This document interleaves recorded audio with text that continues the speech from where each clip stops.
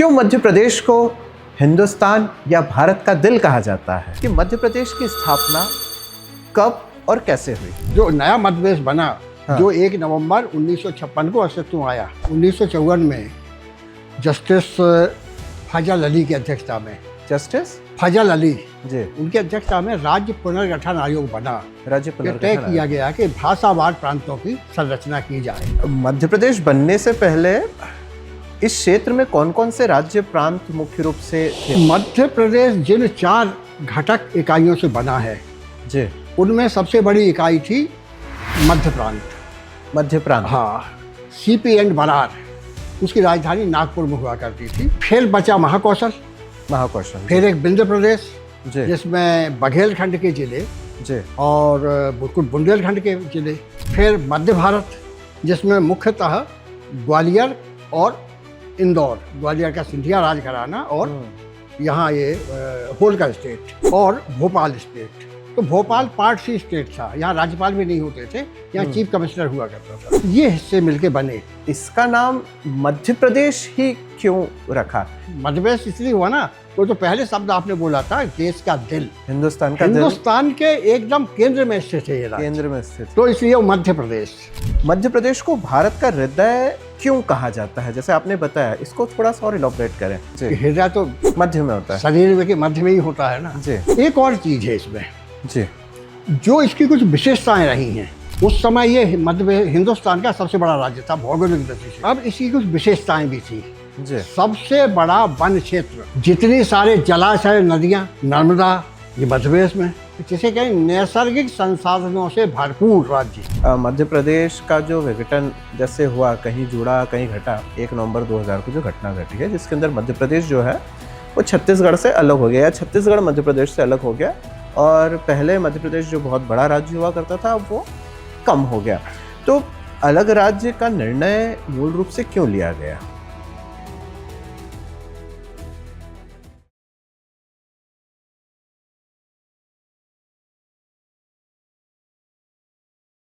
नक्शे पर जब बात होती है हिंदुस्तान के दिल की, तो नजरें आकर ठहर जाती है मध्य प्रदेश पर आखिर क्यों मध्य प्रदेश को हिंदुस्तान या भारत का दिल कहा जाता है?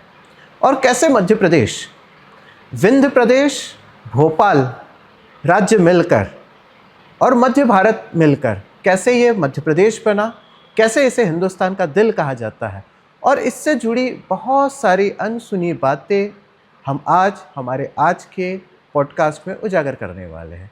नमस्कार दोस्तों, मैं हूं डॉक्टर मधुर टेमले और आज हम बात करेंगे हिंदुस्तान के दिल यानी मध्य प्रदेश की। कैसे इसका नाम मध्य प्रदेश पड़ा, क्या था इसका इतिहास, क्या है इसका भूगोल और वर्तमान स्थिति मध्य प्रदेश की क्या है। और इसी बात को गहराई से प्रकाश डालने के लिए हमारे बीच आज विशेष रूप से मौजूद है हमारे आज के odd one guest Shri Vijay Dutt Shridhar जी। विजय दत्त जी, आपका बहुत स्वागत है हमारे आज के ऑड वन आउट टॉक के पॉडकास्ट में। जी नमस्कार। मैं छोटा सा परिचय हमारे आज के अतिथि का देना चाहता हूँ। आप वैसे तो बहुत ही जानी मानी और प्रख्यात हस्ती है। आपका जन्म मध्य प्रदेश के ही नरसिंहपुर में हुआ था। आप मध्य प्रदेश की गौरवशाली और ज्ञान परंपरा के प्रतीक माने जाते हैं। आप केवल हिंदी पत्रकारिता के प्रखर व्यक्तित्व ही नहीं, बल्कि प्रदेश की सांस्कृतिक, सामाजिक और बौद्धिक चेतना के गहन अध्ययनरत हैं। आप माधवराव सप्रे स्मृति समाचार पत्र संग्रहालय एवं शोध संस्थान भोपाल के संस्थापक हैं। आपने मध्य प्रदेश की पत्रकारिता, इतिहास और जन संरचना को नई पहचान दी है। आपको अनेक राष्ट्रीय सम्मान प्राप्त है, प्रादेशिक सम्मान प्राप्त है, और उसी सम्मान में एक सबसे बड़ा सम्मान आपको भारत सरकार द्वारा वर्ष 2012 में पद्मश्री प्राप्त हुआ है। आप पद्मश्री से अलंकृत है। ये हमारे लिए और मध्य प्रदेश के लिए बड़े ही गौरव की बात है। हम आज जानेंगे पद्मश्री श्री विजय दत्त श्रीधर से कि मध्य प्रदेश का इतिहास, भूगोल और इसका विकास सामूहिक दृष्टि में क्या था। तो सबसे पहले आपसे यही जानेंगे कि मध्य प्रदेश की स्थापना कब और कैसे हुई? देखिए, मध्य प्रदेश ऐसा विचित्र राज्य है हिंदुस्तान के प्रदेश विचित्र राज्य। विचित्र, जी। जिसका इस राज्य के गठन के लिए कोई इसका वृत्तांत नहीं है। जब 1954 में जस्टिस फजल अली की अध्यक्षता में, जस्टिस फजल अली जी, उनकी अध्यक्षता में राज्य पुनर्गठन आयोग बना, राज्य ये पुनर्गठन तय किया आयोग। गया कि भाषावार प्रांतों की संरचना की जाए। जी। तो उसमें बहुत सारे प्रांत अस्तित्व में आए 1956 में। मध्य प्रदेश जिन 4 घटक इकाइयों से बना है, जी, उनमें सबसे बड़ी इकाई थी मध्य प्रांत। मध्य प्रांत। हाँ, सीपी एंड बरार, उसकी राजधानी नागपुर में हुआ करती थी। और और आपने उसमें क्या बोला? CPN. Madhya Pradesh CP and Berar, central province and Berar. Okay. हाँ, तो मध्य प्रांत और विदर्भ उसको कहते हैं। तो उसकी राजधानी नागपुर में हुआ करती थी और उसमें विदर्भ के 9 जिले थे और बाकी जिले हमारे मध्य प्रदेश के थे, मध्य महाकौशल के थे। जी। छत्तीसगढ़ भी उस समय महाकौशल का हिस्सा माना जाता था। जी। आज वो पृथक राज्य है। जी। तो अब ये बचा के बनाना था, तो जो 9 जिले थे विदर्भ वाले, वो मराठी भाषी थे। जी। तो वो मध्य प्रांत से निकाल के महाराष्ट्र में लगा दिए गए। जी। फिर बचा महाकौशल, महाकौशल। फिर एक विंध्य प्रदेश जी। जिसमें बघेलखंड के जिले जी। और कुछ बुंदेलखंड के जिले, जी। ऐसा मिलके विंध्य राज्य था। जी। तो वो इसमें शामिल किया गया। जी। फिर मध्य भारत, जिसमें मुख्यतः ग्वालियर और इंदौर, ग्वालियर का सिंधिया राजघराना और यहाँ ये होलकर स्टेट, ये दोनों राज्य वाला मध्य भारत। जी। और भोपाल स्टेट, तो भोपाल पार्ट सी स्टेट था, यहाँ राज्यपाल भी नहीं होते थे, यहाँ चीफ कमिश्नर हुआ करता था। अच्छा। ये हिस्से मिलके बने। तो पहले तो विंध्य प्रदेश वालों को इस बात पर आपत्ति थी कि वो क्यों किसी राज्य में शामिल हो। वो चाहते थे कि हमारा स्वतंत्र अस्तित्व बना रहना चाहिए। विंध्य प्रदेश अपने आप का स्वतंत्र राज्य चाहता था। जी। और उसमें चाहते थे कि जो बुंदेलखंड के बाकी हिस्से उससे बाहर रह गए, वो भी उसमें मिला दिए जाए तो एक राज्य बन जाएगा बड़ा। जी। मध्य भारत वाले ये चाहते थे कि मध्य भारत का विलय नहीं होना चाहिए। अधिकतम वो इस पर सहमत थे कि भोपाल जो पार्ट सी स्टेट था उस समय, इसको मध्य भारत में मिला दिया जाए तो वो एक बड़ा राज्य बन जाएगा। तो कौन कौन उस समय के मुख्य किरदार रहे होंगे? जैसे आपने विदर्भ की बात की या विंध्या की बात की, या जो आपने भोपाल। नहीं, किरदार में तो विंध्य प्रदेश में मुख्यमंत्री थे शंभूनाथ शुक्ल जी। अच्छा। शंभूनाथ शुक्ल जी। और वहाँ कैप्टन अवधेश प्रताप सिंह थे, कांग्रेस के बड़े नेता थे। समाजवादी पार्टी का वहाँ बड़ा जोर था। जी। और समाज चंद्र प्रताप तिवारी, जगदीश जोशी, जी, यमुना प्रसाद शास्त्री, आपके श्रीनिवास तिवारी, ये एक दिग्गज नेता माने जाते थे समाजवादी पार्टी के। वहाँ कांग्रेस के बाद वो समाजवादी पार्टी जीता करती। जी। भोपाल में यहाँ डॉक्टर शंकर दयाल शर्मा मुख्यमंत्री थे। अच्छा। जो बाद भोपाल राज्य के वो मुख्यमंत्री थे। अच्छा। और मध्य भारत में बाबू तखतमल जैन थे। अच्छा। वो मुख्यमंत्री थे। जी। बड़ी दिलचस्प वो है उसका संयोजन कि विदिशा जिले के तखतमल जैन मध्य भारत के मुख्यमंत्री, विदिशा जिले के बाबू राम सहाय मध्य भारत के विधानसभा अध्यक्ष, और विदिशा जिले के ही निरंजन वर्मा मध्य भारत विधानसभा में नेता प्रतिपक्ष। तीनों महत्वपूर्ण व्यक्ति वही थे। लेकिन वहाँ स्थान से था। जी। एक सिंधिया घराने का एक बड़ा वजनदार अस्तित्व रहा है, बड़ा प्रभावी वो रहा है। जी। और इसमें जब मध्य प्रांत वाला हिस्सा देखते हैं, जी, सीपी वाला, तो इसमें मुख्यमंत्री थे पंडित रविशंकर शुक्ल। पंडित रविशंकर शुक्ल। हाँ, सबसे बुजुर्ग वो थे। किस वर्ष की बात थी? 1950 के आसपास। 1954, मतलब ये तो 1956 समय यही थे, 56 में बना था। जी। तो उस समय इन राज्यों के विधानसभाएं थी, इन राज्यों में जिन घटक इकाइयों का यहाँ विलय हुआ। अच्छा। उनकी अपनी विधानसभाएं थी, उनके सबके अपने मुख्यमंत्री मंत्रिमंडल थे, उनके मुख्य सचिव और दूसरे प्रशासनिक वो थे, पुलिस के प्रशासन का अपना अस्तित्व था। वो सारे सिस्टम सब जगह के थे। पूरी प्रशासनिक शासनिक व्यवस्था हर राज्य घटक इकाई में कायम थी। जी। जब इनका विलय हुआ, जी, तो पहले जब विलय का प्रस्ताव लेके उसका जो नक्शा बना, ये तो जहाँ जहाँ से कट छट के जो बना वो मध्यप्रदेश हो गया। जी। जब बना तो जवाहरलाल जी के सामने जब नक्शा पेश किया गया तो उन्होंने एकदम आश्चर्य से कहा कि भाई ये क्या जुआ ले आए, अच्छा, ये आकार ये किसने प्रकार प्रस्तुत किया था ये? वो आपके राज्य कमेटी है। पुनर्गठन आयोग की रिपोर्ट में नक्शे पर अच्छा, पेश किए गए थे। जी जी। लेकिन नेहरू जी के साथ एक वो थी कि उनकी जो रुझान था वो था economic viability. Economic viability viability, मतलब उसकी कोई स्टेट बन रहा है, कोई राज्य बन रहा है, जी, तो उस राज्य की आर्थिक संभावनाएं क्या हैं, वो उस राज्य आत्मनिर्भर की हो आर्थिक पाएगा कि नहीं, जी। उसके पास संसाधन होंगे नहीं, ये उनकी बड़ी नजर रहती थी। जी तो मध्य भारत के वो लोग जो चाहते थे कि विलय होकर नया मध्य प्रदेश बने, जी, उन लोगों ने इसका प्रस्ताव डॉक्टर BKRB राव अर्थशास्त्री थे, बाद जी। में भारत सरकार मंत्री भी रहे वो, जी उनसे एक लेख लिखवाया जी, और वो उस समय इंडियन एक्सप्रेस में छपा था, अच्छा, economic viability of Madhya Pradesh, economic इसी वाइबिलिटी शीर्षक ऑफ मध्य प्रदेश, से, इसी शीर्षक से जी, वो नेहरू जी सामने प्रस्तुत किया गया। वो तो उन्होंने देखा कि हमारी संसाधन ये सब ठीक, तो उन्होंने कहा ठीक है ओके चलिए बनिए। फिर एक सवाल आया कि राजधानी कहाँ हो।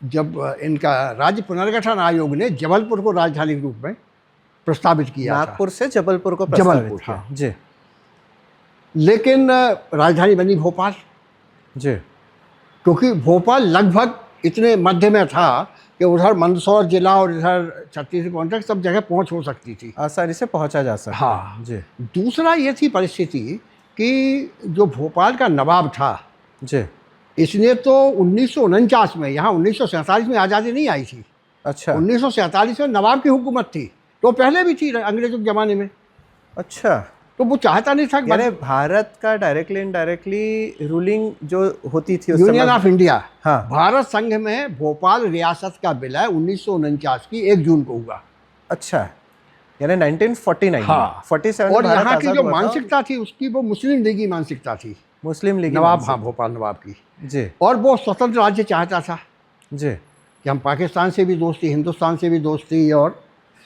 एक भीतर भीतर उनकी वहाँ भी कुछ चल रहा था, पाकिस्तान से भी कुछ बारगेनिंग चल रही थी अच्छा, कि ऐसा कुछ हो जाए, तो बहरहाल बहुत सारी तो कहानियाँ हैं उसमें। इसमें मुख्य रोल किसने अदा किया कि जो भोपाल का विलय या भोपाल स्टेट का विलय मध्य प्रदेश में वो हुआ? तो सरकार शासन की एक जो एक दृष्टि होती है जी कि एक बेहतर प्रशासनिक कहाँ केंद्र कहाँ बनाया जाएगा, जी। तो राजधानी होने के कारण यहाँ पुलिस मुख्यालय रहेगा, जी, फिर पुलिस के दूसरे जो स्पेशल आर्म फोर्स SAF होती है, जो दूसरे उपक्रम वो होते हैं, सारे भी सब रहेंगे, होंगे। तो जी कंट्रोल करना जी ज़्यादा आसान होगा। जी, और फिर एक और बात थी, यहाँ बहुत सारे भवन जी, उपलब्ध थे पहले से ही उपलब्ध थे, जिनमें ऑफिस आ सकते थे जी सरकार के। आखिर नागपुर से अब ऑफिस आएंगे प्रांतीय सरकार के, जी, तो उसके लिए जगह चाहिए थी।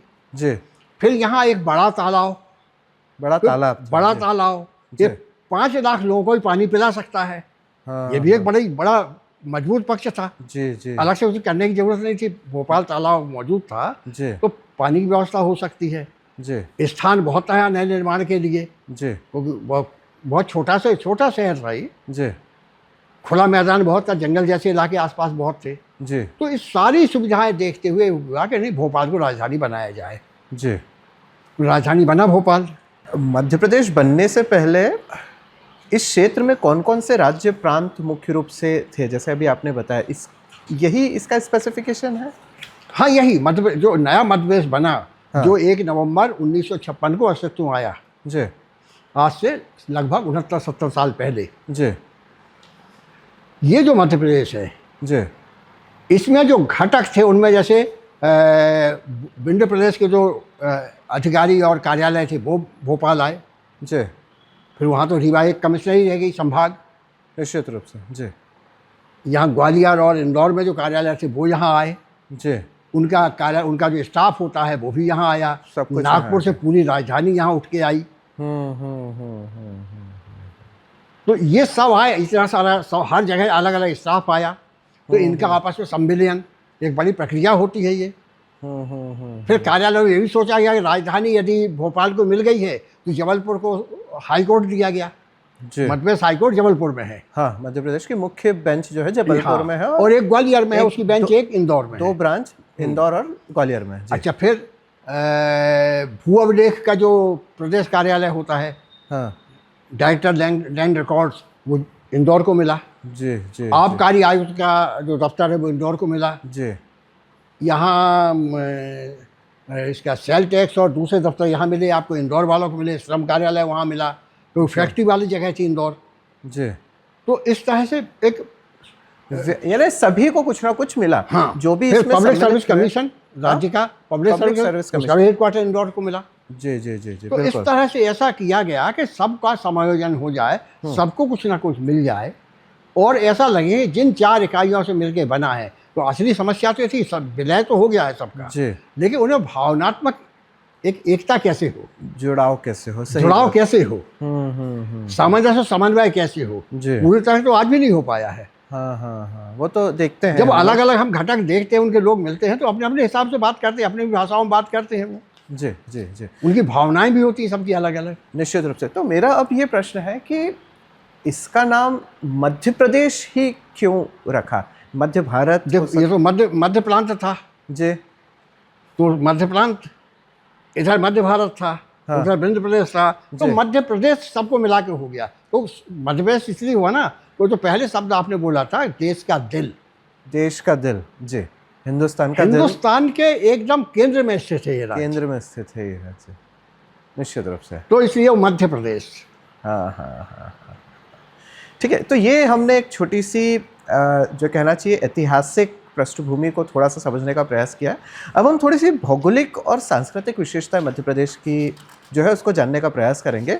मध्य प्रदेश को भारत का हृदय क्यों कहा जाता है, जैसे आपने बताया, इसको थोड़ा सा और इलॉबरेट करें। देखिए, देश का हृदय इसलिए कहा जाता है जी। कि हृदय तो मध्य में होता है। शरीर के मध्य में ही होता है ना। जी तो ये मध्य, इसकी जो मध्यवर्ती स्थिति है जी देश के नक्शे पर ठीक बीचों बीच स्थित है, इसलिए कहा गया।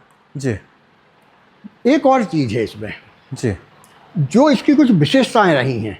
जी। जैसे उस समय ये मध्य हिंदुस्तान का सबसे बड़ा राज्य था भौगोलिक दृष्टि से। भौगोलिक दृष्टि से जब सबसे बड़ा 36 से राज्य अलग था। हुआ तो राजस्थान सबसे बड़ा हो गया है आज। जी, तो वर्तमान में सबसे बड़ा राजस्थान राज्य था ये। जी अब इसकी कुछ विशेषताएं भी थी। जी सबसे बड़ा वन क्षेत्र, जी। जितना जंगल का इलाका मध्य प्रदेश में है, हाँ हाँ हाँ हाँ उतना उस समय और किसी में नहीं था। जी। जितनी सारे जलाशय, नदियाँ, हाँ हाँ नर्मदा, जी ये मध्य प्रदेश में। जी बहुत सारे खनिज संसाधन, जी चाहे वो कोयला हो, लोहा हो, ये संसाधन जैसे भी मैग्नीज हो, कॉपर हो, सबकी दृष्टि बड़ी समृद्ध रहा है। जी। तो एक जिसे कहें नैसर्गिक संसाधनों से भरपूर राज्य, नैसर्गिक संसाधनों से भरपूर राज्य मध्य प्रदेश। यदि संसाधन होंगे तो जी। विकास की संभावनाएं होंगी। जी।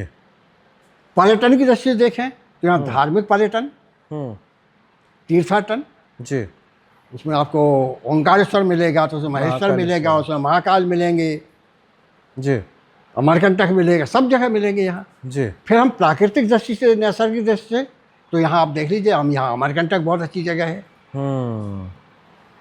निश्चित रूप से। पुरातत्व की दृष्टि से यदि हम देखना चाहें तो यहाँ ग्वालियर का किला है, मांडू है, इस तरह के पुरातत्व महत्व का ही बहुत बड़ा यहाँ वो था। तो पर्यटन जैसे बहुत समृद्ध राज्य। केवल इनमें संसाधन में अधोसंरचना के विकास की जरूरत थी, अधोसंरचना के विकास की आवश्यकता थी। इंफ्रास्ट्रक्चर चाहिए और जो था। अभी भी चल रहा है, वो अभी भी continue चल रहा है। जी जी जी। अब मेरा आपसे एक और इसी में प्रश्न है, भौगोलिक दृष्टि की हम अभी चर्चा कर रहे हैं। तो भौगोलिक दृष्टि में हम ये देखते हैं कि मध्य प्रदेश जो है लैंडलॉक स्टेट है। लैंडलॉक स्टेट है ना, जो किसी भी समुद्री सीमा से जिसकी बाउंड्री है वो टच नहीं होती है। तो इसका क्या मध्य प्रदेश को नुकसान है, या इसके जैसे यहाँ पे बंदरगाह नहीं है तो समुद्री व्यापार की यहाँ पे संभावना कम हो जाती है, या इसके विपरीत इसके दूसरे पक्ष भी होते हैं? क्या इसके फ़ायदे हैं कि आंतरिक सुरक्षा इसके अंदर अच्छी रहती है, या विविधता का यानी जो दूसरी जो बेनिफिट्स होते हैं वो मध्य प्रदेश को इसके कारण है? तो कैसे इस चीज़ को अपन देख सकते हैं? एक जरूर हमको यहाँ बिना संकोच के यह बात कहना चाहिए, जी या ये कहें शिकायत दर्ज कराना चाहिए जी कि भारत सरकार को जी। मध्य प्रदेश पूरे देश का बोझ उठाता है। मध्य प्रदेश पूरे देश का बोझ उठा रहा है। दक्षिण, उत्तर से दक्षिण जाइए, पूरब से पश्चिम जाइए, मध्य प्रदेश से होकर ही गुजरना है। जी तो हमें तो कई बार ऐसा लगता है कि चूंकि यहाँ से वहाँ जाना है, इसलिए रेल इसे बीच में से निकल गई, जी इसीलिए यहाँ सड़कें निकल गई। जी यहाँ ऐसा सोच के कि हमको मध्य प्रदेश को विकसित राज्य बनाना है, इस दृष्टि से बहुत बाद में सोचना शुरू किया गया। जी तो जी। केंद्र सरकार ने राज्य शासन की विशेष सहायता जो करना चाहिए थी, इसके पिछड़ेपन और विस्तार को देखते हुए, इतना भौगोलिक विस्तार था, तो भौगोलिक विस्तार को जोड़ने के लिए बहुत अच्छे किस्म की रेल और सड़कों का संजाल बिछाया जाना चाहिए था। वो काम अभी भी अधूरा है और चल ही रहा है। आप देख मैंने लीजिए, बहुत बड़ी बात बोली है कि मध्य प्रदेश की कहीं ना कहीं उपेक्षा हुई है अवहेलना दूसरे हुई है, उपेक्षा राज्यों हुई है। दूसरे राज्यों के कंपैरिजन में। और यहाँ पे जो अगर संरचना हुई भी है तो वो इसलिए हुई है कि क्योंकि वो एक छोटा सा जंक्शन है। हाँ। इसके अलावा कोई ऑप्शन ही नहीं है। कोई ऑप्शन नहीं है अगर इसके आपको अलावा। उत्तर से दक्षिण हाँ। जाना तो मध्य प्रदेश बीच में हाँ। पड़ेगा, या दक्षिण बिल्कुल। से उत्तर जाना है तो आपको बीच बिल्कुल। में मध्य प्रदेश पड़ेगा। इसके जी। लिए केंद्र सरकार का उपेक्षा भाव हाँ। जिम्मेदार है, लेकिन अच्छा। उतना ही जिम्मेदार यहाँ के नेतृत्व की कमजोरियां भी रही हैं। मध्य अच्छा। प्रदेश में वो नेतृत्व नहीं हुआ जो नेतृत्व देश दिल्ली से लड़कर, केंद्र से लड़कर अपनी संशोधन ला सकता था। वो लड़ाई उत्तर प्रदेश वाले कर लेते थे, बिहार वाले कर लेते हैं, दक्षिण के कर लेते हैं, गुजरात महाराष्ट्र के कर लेते हैं। मध्य प्रदेश में वैसा लड़ाकू दमदार देखा नेतृत्व है, नहीं हुआ, ये कमजोरी है। बिहार अपने लिए बहुत सारी मांगे रख लेता है और प्रधानमंत्री प्रदेश वहाँ कभी नहीं जाके रखी बड़ी थी बड़ी हाँ। घोषणा भी करते हैं और वो पूरी भी होती है। उत्तर प्रदेश में ऐसा होता है पर मध्य प्रदेश में ऐसा नहीं होता। नहीं हुआ तो क्योंकि ऐसे हमारा नेतृत्व कमजोर रहा हमेशा। प्रदेश का नेतृत्व कमजोर है, तो ये कमजोर होने का कारण क्या? सॉफ्ट एक्चुअली मैं सॉफ्ट नहीं है, हाँ पता नहीं क्या है, जो हाई कमान होता है हाँ। उसके प्रति नतमस्तक होता है। ये तन के खड़ा ही नहीं हो सकता, अपनी बात भी नहीं कह सकता। अच्छा, हम जैसे इसमें एक विषय की और चर्चा करते हैं, जैसे मध्य प्रदेश का मूल नेचर क्या है। जैसे हम गुजरात की बात करें तो वहाँ पे गुजराती हैं, महाराष्ट्र की बात करते हैं तो वहाँ पे महाराष्ट्रियन ज़्यादा हैं, बिहार में बिहारी हैं, दक्षिण में दक्षिण है। मध्य प्रदेश में ऐसे कौन से मूल है? नहीं, उस तरह के मूल तो नहीं है, लेकिन मध्य प्रदेश में एक और बड़ी ताकत है जी, यहाँ आदिवासी यहाँ बहुत बड़ी संख्या में हैं जी और वो जो आदिवासी हैं उन्हें हम पिछड़ा जरूर कहते हैं जी लेकिन यदि मानवीय दृष्टिकोण से देखा जाए समग्र में, जी जैसे कि जो हमारा मानसिक जी नजरिया है उस दृष्टि से देखें जी तो हमें लग सकता है कि वो पिछड़े हैं, लेकिन जी। सही इंसान यदि कोई हैं, जी वास्तव में इंसानियत जिनमें जिंदा है, तो हमारे आदिवासी हैं। वो उनकी बहुत ज़्यादा जरूरत नहीं है, उनकी ऐसी महत्वाकांक्षा नहीं है, वो कोई फालतू की होड़ में और हवस में नहीं पड़ते हैं, मेहनत करते हैं, कमाते खाते हैं जी। उनकी संस्कृति बहुत अद्भुत संस्कृति है। तो इंसानियत का यदि कहीं कोई स्वरूप, वास्तविक स्वरूप यदि कहीं मिलेगा हमको, तो हमारे आदिवासियों में इंसानियत का वास्तविक स्वरूप अगर कहीं मिलेगा तो हमारे आदिवासियों में मिलेगा। वो नागर जीवन का जो फर्जीवाड़ा होता है वो किसका नहीं किसका होता। नागर जीवन का जो फर्जीवाड़ा होता है, जी ढोंग आडंबर पाखंड होता है, जी छल कपट होते हैं, इनसे दूर हैं वो लोग। हम्म तो उन पर भी ध्यान नहीं दिया गया। निश्चित रूप से। तो ये कहीं ना कहीं शासन की, प्रशासन की, केंद्र की उपेक्षा से ग्रसित आज भी मध्य प्रदेश है, इस बात को आप डंके के साथ बोलते हैं। हाँ, ठीक है। अब मैं कुछ ऐसे रोचक तथ्य आप सबके सामने रखता हूँ कि क्या आप जानते हैं कि शिव जी की जो भस्म आरती होती है वो इसी प्रदेश में होती है। यह प्रदेश 24% जंगल से घिरा हुआ प्रदेश है। 90% डायमंड इसी प्रदेश से मिलते हैं। इसी प्रदेश में फूड की कैपिटल भी है। सबसे ज़्यादा टाइगर इसी प्रदेश ने दिए हैं। यहाँ पर एक नदी बहती है जिसका नाम है नर्मदा। वो मात्र एक ऐसी नदी है जिसकी परिक्रमा होती है। इसी प्रदेश में एक ऐसा शहर है इंदौर, जहाँ पे पहली बार IIM के साथ IIT जैसे शैक्षणिक संस्था का भी स्थापना हुई। और खेल की दृष्टि से अगर देखा जाए तो क्रिकेट हम जिसे कहते हैं, क्रिकेट में पहला दोहरा और दूसरा दोहरा यानी 200 रन 2 बार बनाने वाले खिलाड़ी जो थे वो मध्य प्रदेश के स्टेडियम में ही बनाए। सचिन तेंदुलकर और वीरेंद्र सहवाग ने मध्य प्रदेश की धरती पर ही इस कीर्तिमान को तोड़ा है और नया इतिहास रचा है। तो ये बहुत सी ऐसी रोचक बातें हैं जो मध्य प्रदेश की है। कई लोगों को इसकी जानकारी है, कई लोग को इसकी जानकारी नहीं है। खेलों के बारे में दो चीज़ देखिए जी इंदौर जो इलाका शहर है, जी इंदौर क्रिकेट का शहर है। जी जो होलकर महाराज थे, जी होलकर महाराज के ज़माने से इंदौर में क्रिकेट को प्रश्रय देना, प्रोत्साहन देना, खिलाड़ियों को सहायता देना, खिलाड़ियों को आगे बढ़ाना, ये काम होलकर स्टेट की तरफ से होता था। और भोपाल हॉकी का गढ़ था। एक दौर में ओलंपिक की टीम भारत की जो होती थी उसमें 3-3, 4-4 खिलाड़ी अकेले भोपाल के हुआ करते थे। अच्छा, हाँ, तो हॉकी की नर्सरी भोपाल और क्रिकेट के लिए इंदौर। क्या बात है। तो यानी मध्य प्रदेश ने दो बड़े प्रमुख खेल होते हैं, उन दोनों खेलों की कहना चाहिए कि एक मूलतः इस प्रदेश में है, क्रिकेट इंदौर के लिए और हॉकी के लिए भोपाल। और इसके अतिरिक्त भी अब हम देख रहे हैं आज की तारीख में शूटिंग हो गया या स्विमिंग हो गया या जो दूसरे अन्य खेल हो गए, उसके अंदर भी मध्य प्रदेश धीरे धीरे अग्रसर होते जा रहा है। एक तैराकी की यदि आप बात करें जी, ये जो स्विमिंग पूल में तैराक तैयार होते हैं जी, ये प्राकृतिक नहीं होते हैं। हाँ, हमारे पूरी नर्मदा पट्टी में जी, क्या होता है, नर्मदा में कोई कहीं जाता है या आप मान लीजिए कभी होशंगाबाद से नर्मदा के पुल पर से गुजर रहे हैं तो आप रेल के डिब्बे में बैठे बैठे देखेंगे कि लोग सिक्के उछाल निकाल के सिक्के डालते हैं और नदी में डालते हैं। क्योंकि नर्मदा को लोग माँ मानते हैं। जी, बिल्कुल। नर्मदा को लोग देवी मानते हैं, उसकी पूजा करते हैं, मन्नत मानते हैं। जी, और वो जो सिक्के जब गिरते हैं जी, तो कोई ना कोई उनके छोटे छोटे बच्चे, लड़के लड़कियां जी, फटाक से एक बार वो कूद जाएंगे, डुबकी लगाकर पैसा निकाल के निकाल लेंगे। जी, जी, जो हमारे यहाँ के ऐसी जगह बहुत गहरी है नर्मदा और ये सब, यहाँ भी बहुत लड़के बच्चे हाँ। खूब तैरते कूद कूद के। अब उनकी उन्हें यदि उचित प्रशिक्षण मिल जाए, प्रशिक्षण मिल जाए तो वो देश में विदेश में वो मध्य प्रदेश बड़ा के तैराक बड़ा कर नाम कमा सकते हैं। तो ये एक सीख भी है श्रीधर जी की प्रदेश की सरकार को या प्रदेश के जो कंसर्न मंत्री है कि इस तरह का टैलेंट जो है वो ग्रामीण में बसा हुआ है, अगर उनको तराशा जाए तो वो आने वाले समय में प्रदेश का नाम तो रोशन करेंगे ही, देश का नाम भी रोशन करते हैं निश्चित रूप से। अब हम बात करेंगे 1956 की जो घटना थी। 56 के पहले मैं एक विशेष घटना का उल्लेख करना चाहूँगा। जी, ये हिंदुस्तान की धरती पे एकमात्र उदाहरण है जी, जब गांधी जी ने 1933 में 1933 में हाँ हरिजन दौरा शुरू किया।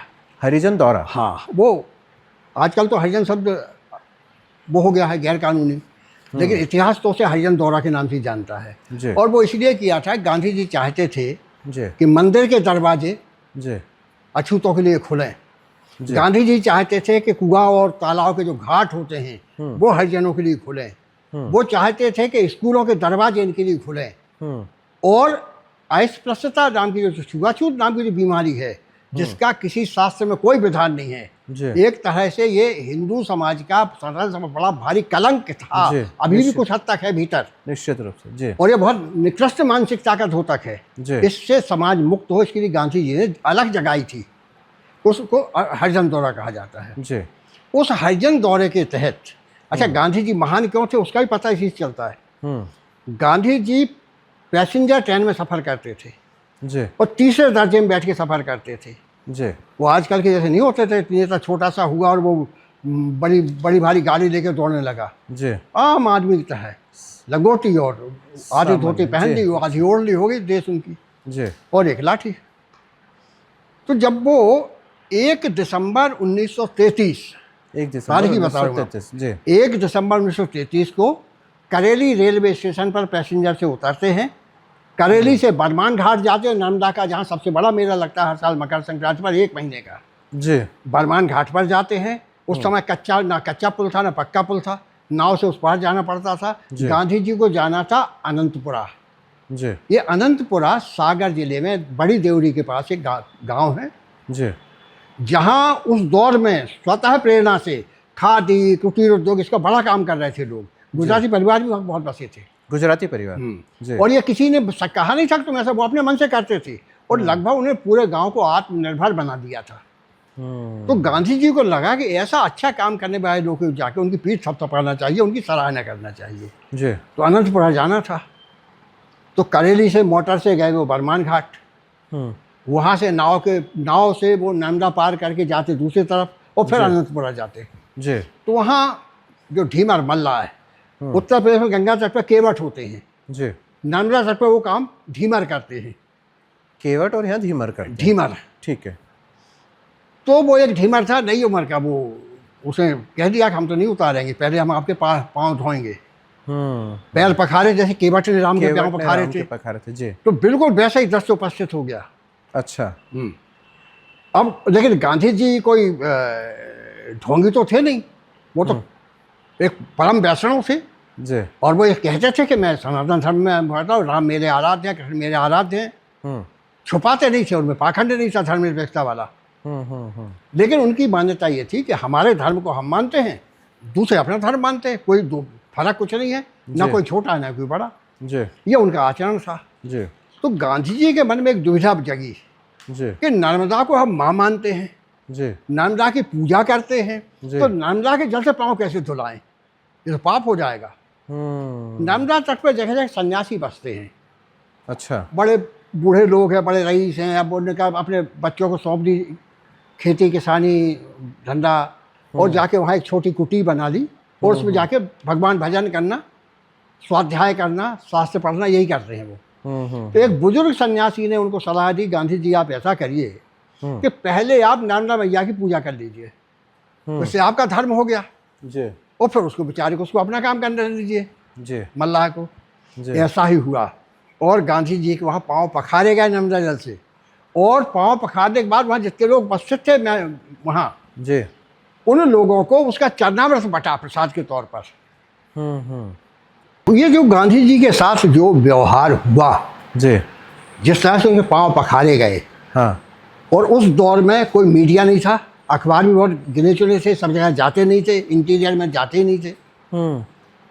लेकिन गांधी जी के कृतित्व की ख्याति, वो चाहे दक्षिण अफ्रीका में सफल सत्याग्रही बन के लौटे हों जी, या भारत में सत्याग्रह है, और ये सारे उन्होंने उस समय तक दांडी मार्च भी होता था, नमक सत्याग्रह, तो उनकी छवि लोकमानस में एक लोक देवता की थी। लोक देवता, हमारे देवी देवता जो होते पूजा पाठ वाले अलग हैं वो, लेकिन लोक देवता भी होते हैं। जैसे लाला हरदौल, हमारे ओरछा राज्य के लाला हरदौल जो हैं वो लोक देवता हैं।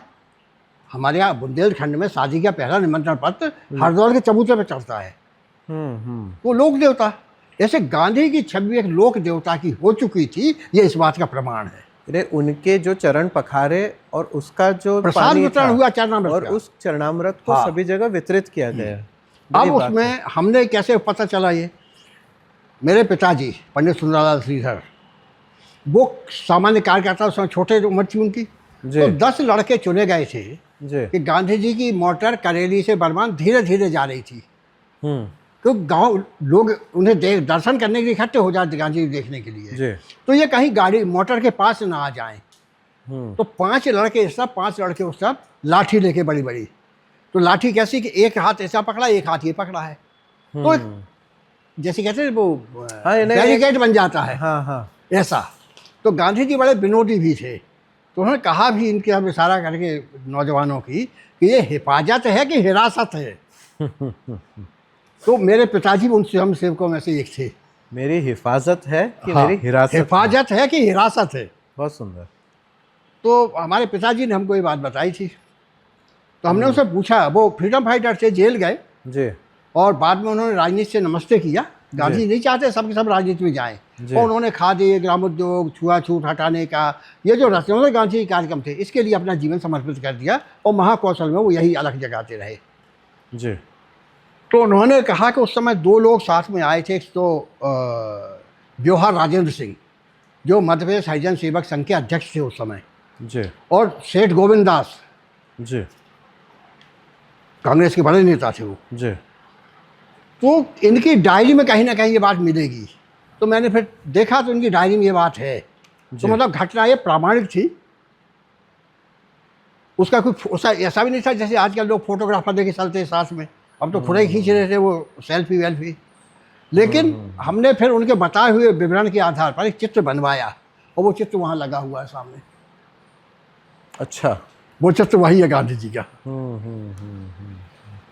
गांधी जी तो एक असाधारण घटना, मतलब ये गांधी जी लोक देवता मान लिए गए हैं समाज में, उस समाज में जो बहुत आगे नहीं, अगड़ा नहीं माना जाता है, जो शासन संपन्न नहीं माना जाता है, आम आदमी बेशक, उस जनमानस में गांधी जी की क्या छवि थी जी उसका ये अधूरा का दृष्टांत मध्य प्रदेश की धरती पे प्रकट हुआ। जी। अब इसी को लेकर अब मेरा अगला प्रश्न ये है, जब हमने इतिहास की बात कर ली, भूगोल की बात कर ली, अब हम थोड़ी छोटी सी एक बात है कि संस्कृति की बात करेंगे। जब पुनर्गठन ने राज्य जब पुनर्गठन राज्य का जब हुआ, तो उस समय प्रशासनिक व्यवस्था और सांस्कृतिक एकता पर इसका क्या प्रभाव पड़ा? क्योंकि मध्य प्रदेश की अब कोई सांस्कृतिक इंडिविजुअलिटी नहीं बची। जैसे हम बात करते हैं गुजरात की, भाई गुजराती है, या राजस्थान की उसकी एक अलग आइडेंटिटी है, या दक्षिण भारत में कर्नाटक की अलग है, तमिल की अलग है, सबकी अलग है। ऐसा मध्य प्रदेश में उसकी देखिए, मध्य प्रदेश में जिसे हम कहते भारत में तो राष्ट्रीय एकता का मुख्य तत्व संस्कृति है जी। अपन यदि जैसे राजनीतिक भूगोल कहते हैं, उस हिसाब से उसमें 565 राज्य हुआ करते, छोटे बड़े, और ब्रिटिश इंडिया वाला हिस्सा सीधे अंग्रेजों के अधीन था। लेकिन सांस्कृतिक दृष्टि से कश्मीर से कन्याकुमारी, अटक से कटक से सारा देश एक था ये, और इसकी अलग अलग कुछ आंचलिक संस्कृतियाँ भी रही, जनपदीय संस्कृतियाँ। जैसे बघेलखंड में रिमही भाषा है, उसे बघेली भाषा कहती है जी। उसकी अपनी संस्कृति है जी, उसके अपने मुहावरे हैं, उसकी अपनी कहावतें हैं, उसके अपने साहित्य है, फिर वहाँ के अपने नृत्य हैं, लोक नृत्य जिन्हें कहते हैं। तो लोक भाषा, लोक भूषा, लोक नृत्य, लोक गायन, ये सब वहाँ है, वो बहुत रिच है जी। फिर एक जो बुंदेलखंड वाला इलाका है जी, इसमें बुंदेली संस्कृति है।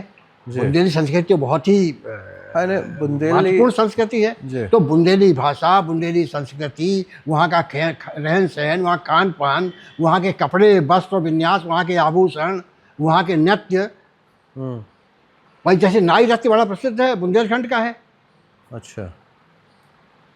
तो ये संस्कृति हमारे यहाँ रही है। अब वो संस्कृति अलग अलग अंचलों में अलग अलग है। ये मालवी बहुत समृद्ध भाषा है, मालवी का अपना रचना संसार है, मालवी है, निमाड़ी है, निमाड़ी का अपना एक वो है पूरा। तो इस तरह की हमारे यहाँ करेंगे बात और डिटेल में। उससे पहले मैं आपसे जो हमारी इस विषय पे चर्चा चल रही है, मध्य प्रदेश का जो विघटन जैसे हुआ, कहीं जुड़ा कहीं घटा। अब हम बात करते हैं घटना जो वर्ष 2000 में घटी, 1 नवंबर 2000 को जो घटना घटी है, जिसके अंदर मध्य प्रदेश जो है वो छत्तीसगढ़ से अलग हो गया, या छत्तीसगढ़ मध्य प्रदेश से अलग हो गया।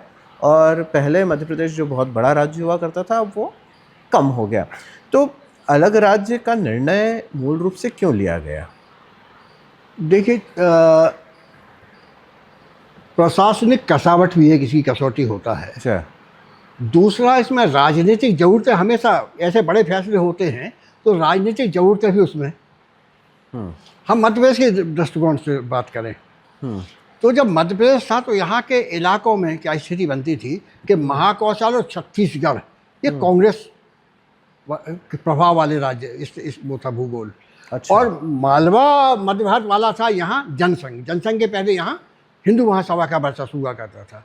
अच्छा। फिर जनसंघ ने उसका स्थान लिया, फिर वो भारतीय जनता पार्टी में तब्दील हो गया।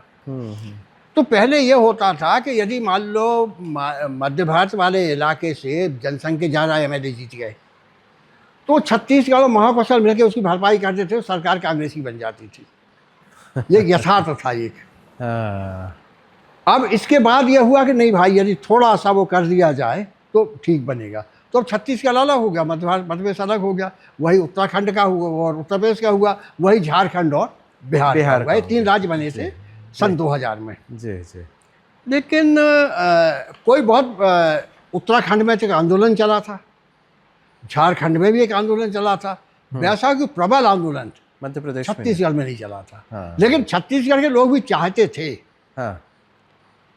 कि उनका छत्तीसगढ़ की अलग एक पहचान हो, अलग एक उनकी स्वायत्ता हो, उनकी अस्मिता अलग हो। छत्तीसगढ़ी भाषा का भी बहुत अच्छा समृद्ध इतिहास है, छत्तीसगढ़ी संस्कृति का भी है। फिर वो तो संस्कृति आदिम हमारी जो जनजातियां जिन्हें कहते हैं, आदिवासी जो कहते हैं, सबसे बढ़िया। हाँ, छत्तीसगढ़िया सबल बढ़िया आज भी कहते हैं। फिर अब उसमें जो बदलाव आया, उससे जो उसका असली बदलाव जी जिसको हम लोगों को रेखांकित करना चाहिए बार बार, जी वो क्या होता है मैं आपको उसको बताता हूँ। जी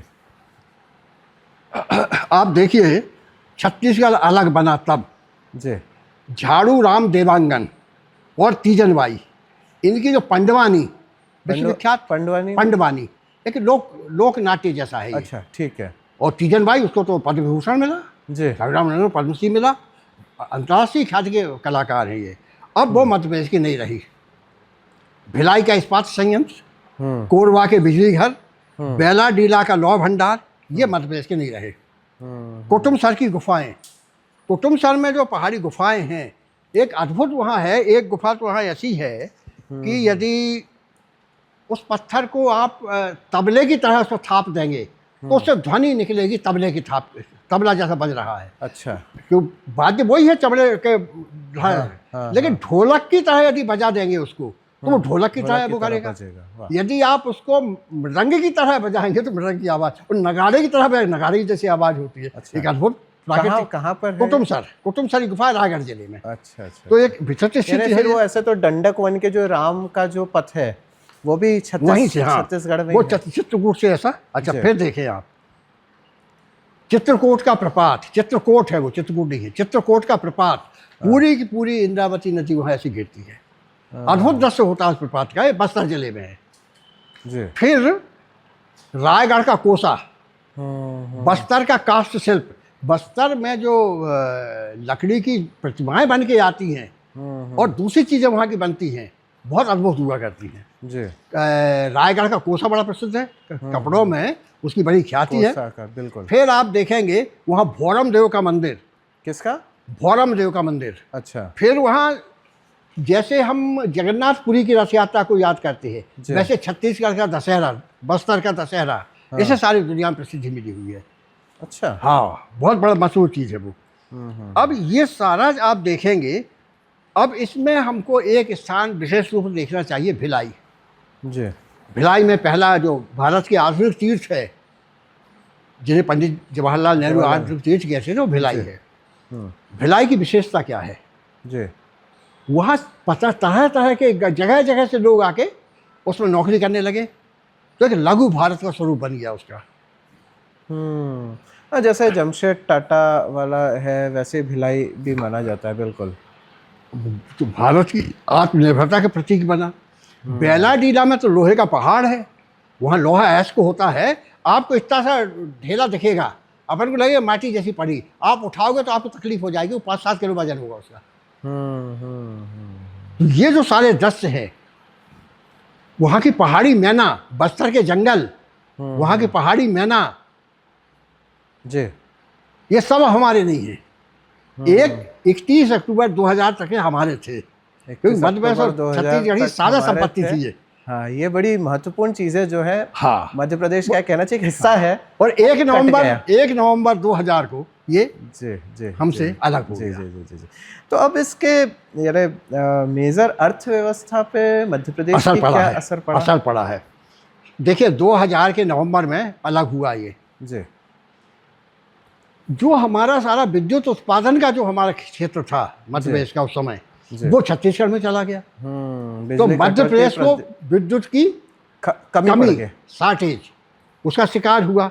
2003 में चुनाव हुए तो दिग्विजय सिंह के नेतृत्व में चुनाव हारे, और बहुत बुरी तरह हारे, 2 कारणों से। बिल्कुल। एक कारण तो था कि बिजली के संकट, तो हमारे बिजली नहीं आती थी, दिन भर बिजली नहीं आ रही, तो किसान परेशान, विद्यार्थी परेशान, सब परेशान थे जी। और हाहाकार जैसी स्थिति थी जी।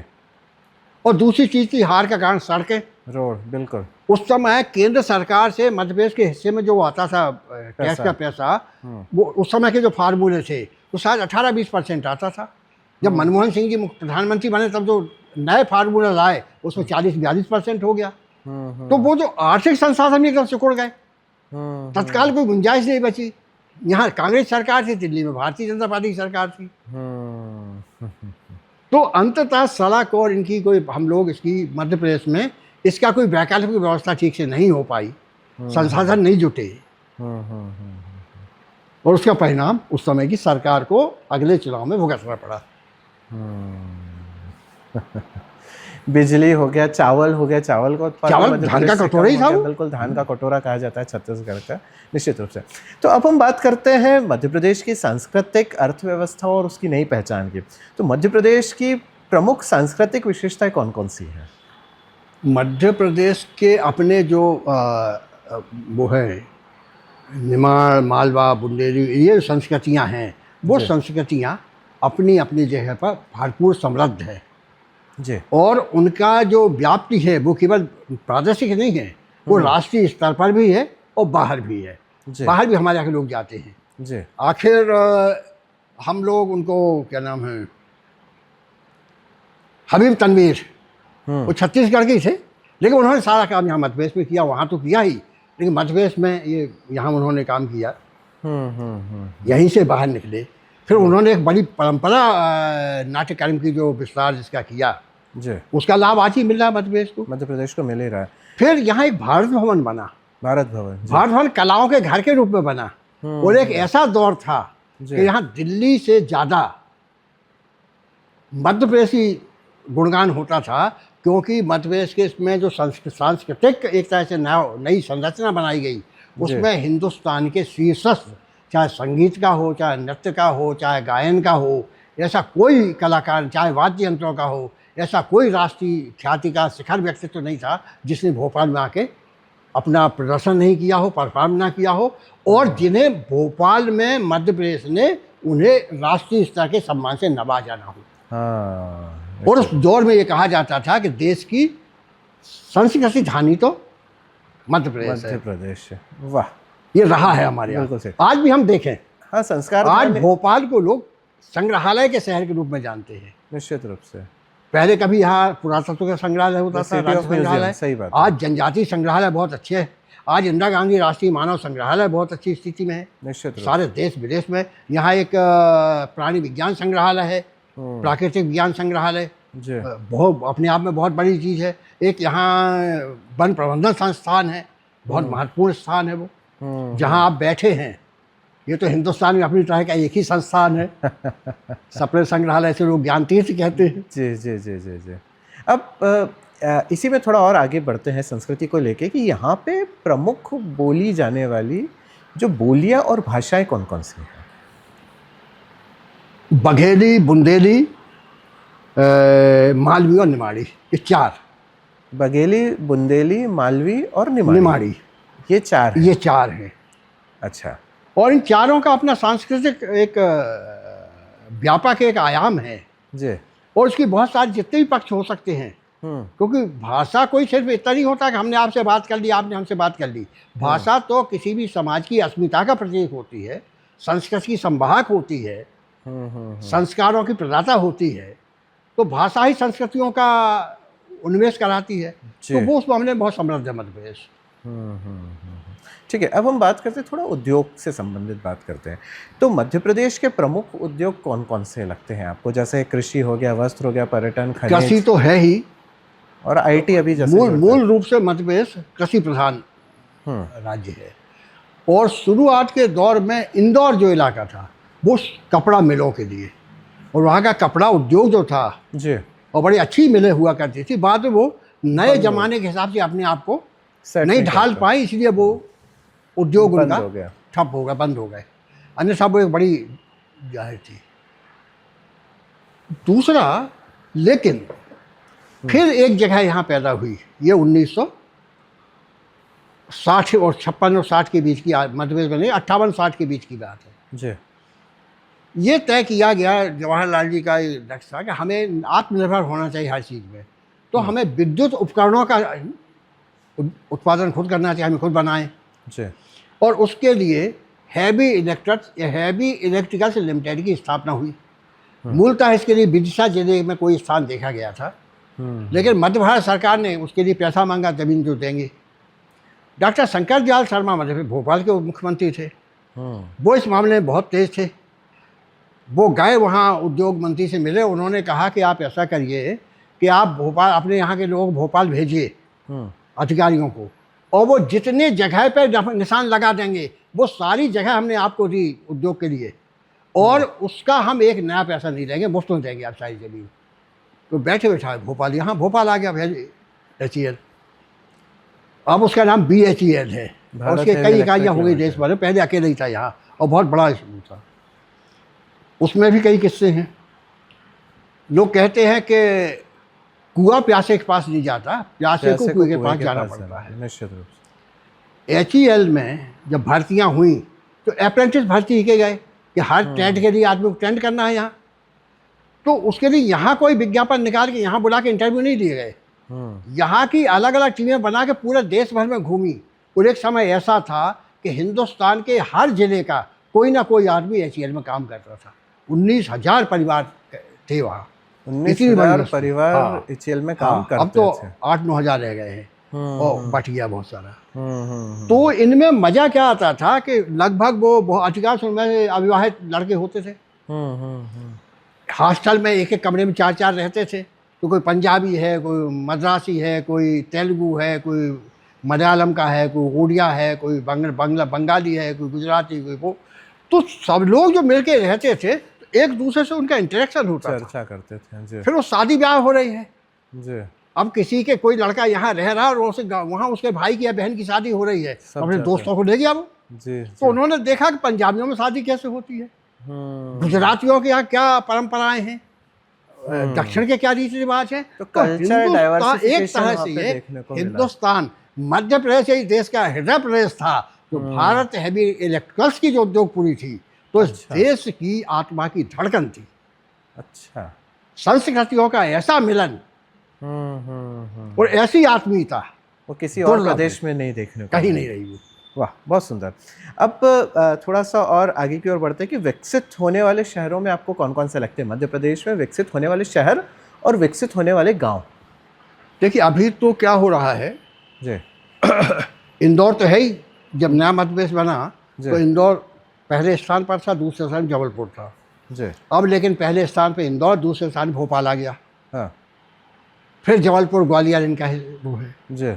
उज्जैन का बहुत विस्तार हो रहा है, विकास हो रहा है जी। अब इन्होंने क्या किया है, अब जो नई सरकारें जो सोच रही है तो ये इनको जो हमारे प्रमुख धार्मिक स्थल हैं जहाँ देश के कोने कोने से तीर्थयात्री आते हैं, श्रद्धालु आते हैं, उनको ध्यान में रखते हुए अब लोगों के पास पैसा है, लोगों में खर्च करने की आदत भी आ गई है।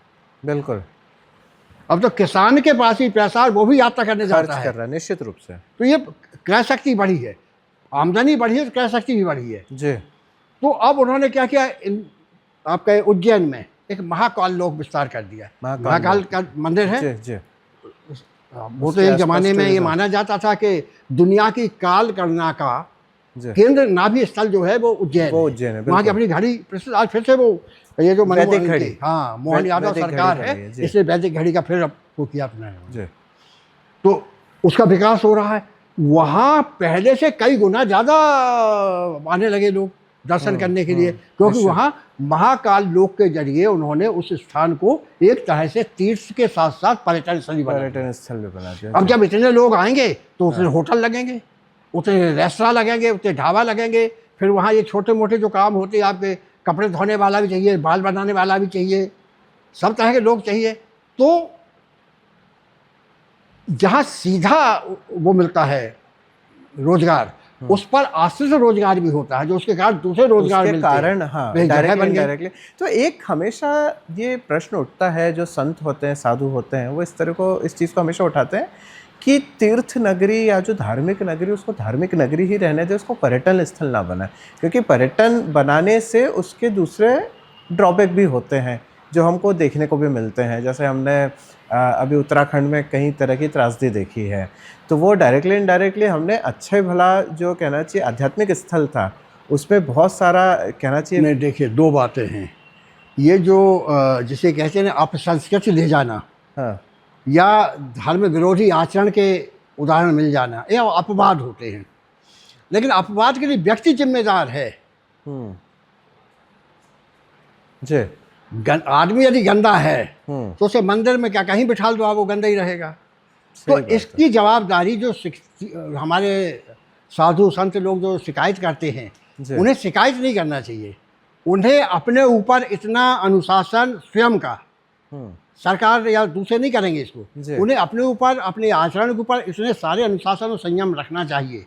अपनी आकांक्षाओं महत्वाकांक्षा सीमित रखना चाहिए। उन्हें हवास और होड़ में नहीं पड़ना चाहिए। तो उन्हें अपने दस्तान से एक अच्छा वातावरण बनाना चाहिए और उनमें जो गंदे लोग भर गए, भीतर घुस गए हैं, उन्हें निकाल के बाहर करना चाहिए। जी।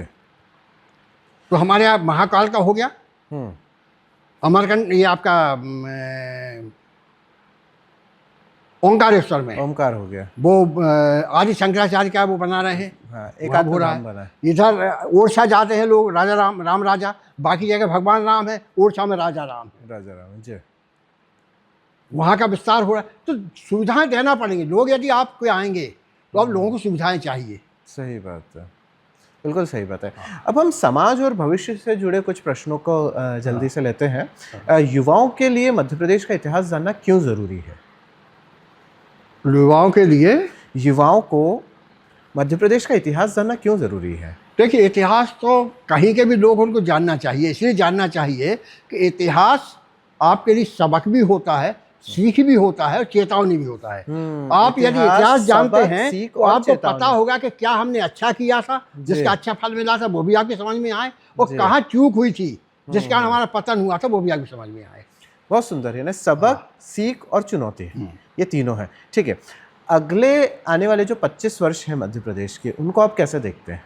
मध्य प्रदेश में विकास की अनंत संभावनाएं हैं जी। उस सब लोगों का ध्यान जा भी रहा है। ये जो निवेश जिस तरह से हमारे आकर्षित किए जा रहे हैं, आके जितने उद्योग खुलेंगे जी, मतलब कई चीज़ जैसी होती है। जैसे हमारे यहाँ एक बाबई में सरकारी कृषि फार्म था, कई हजार एकड़ जमीन, अब वो पड़ा था, तो वहाँ के बिही हो अमरूद जी, अब इस चीज़ से कोई मतलब नहीं है आम हो।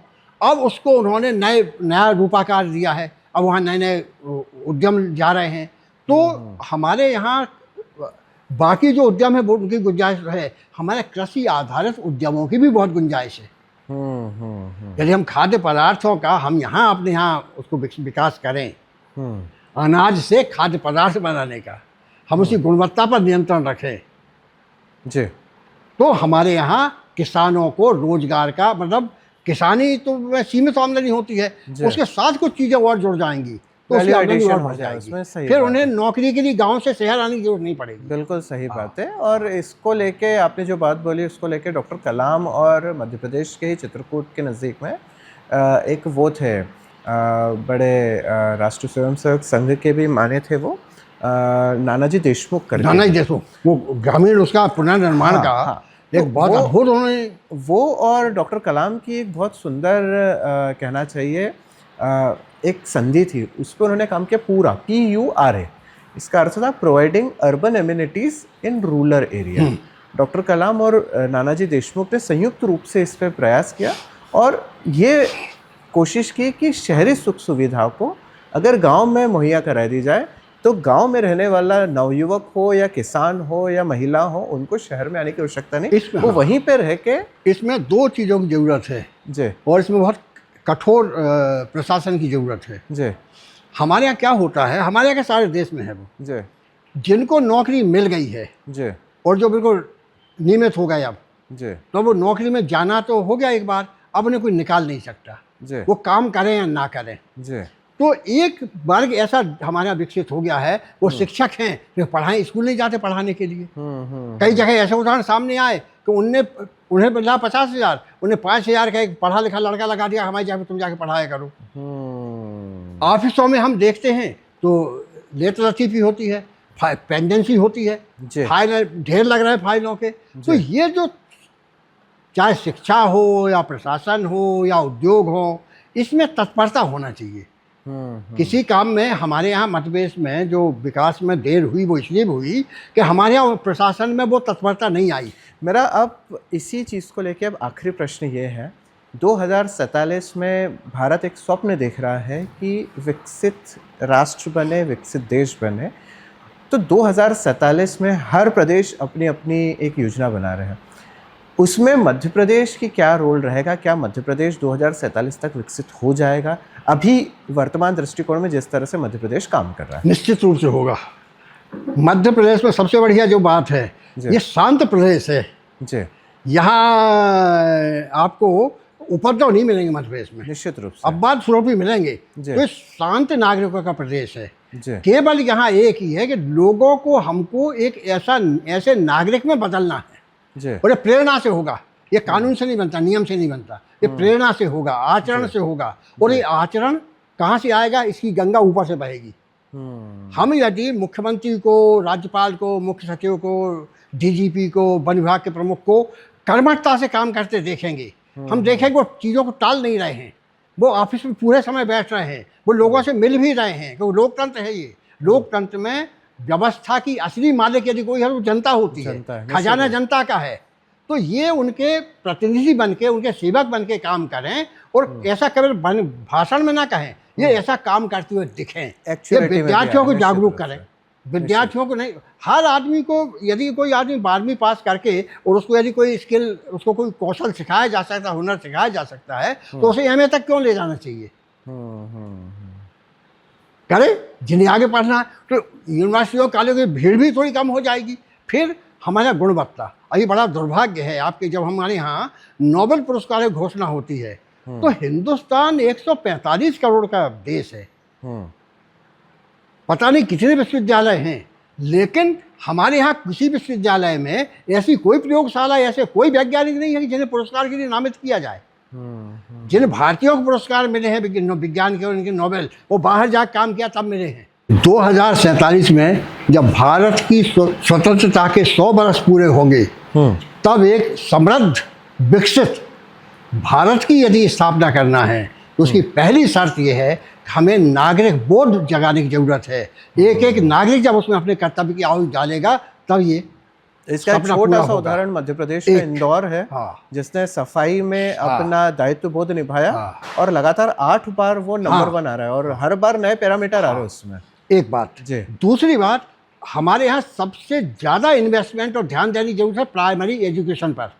हमारे यहाँ शिक्षा का स्तर सुधारने की बहुत ज़रूरत है। और एक गांव-गांव स्कूल तो खोल दिए हैं, लेकिन वहाँ पढ़ाई हो, वहाँ अध्यापक सब समय पे जाएं, पूरे समय पढ़ाएं, और जो नहीं पढ़ा सके निकाल के बाहर करें, दूसरे लोगों को मौका दो।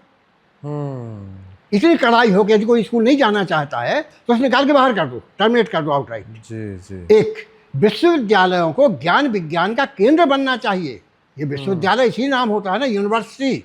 मतलब सारे सकल संसार का ज्ञान जहाँ आहूत किया जाता हो, और उन विश्वविद्यालयों को प्रेरणा लेना चाहिए उन पश्चिम के उन यूनिवर्सिटी से जहाँ के वैज्ञानिक नए नए प्रयोग करते हैं, जिन्हें अर्थशास्त्र में, आपके केमिस्ट्री में, फिजिक्स में जिन्हें नोबेल पुरस्कार मिलते हैं। हमारा कोई नाम ही नहीं आता किसी का।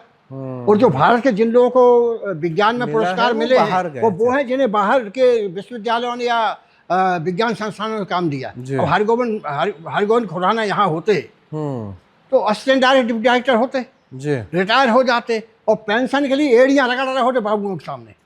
तो माहौल नहीं है। तो हमारे विश्वविद्यालयों को, विद्यालयों को एक नया माहौल देने की जरूरत है, और इसमें राजनीतिक कुचक्र नहीं होना चाहिए, मेरा तेरा नहीं होना चाहिए। आप ये कर सकते हो ऐसा तो करो, नहीं तो बाहर जाओ, दूसरे का काम करने दो।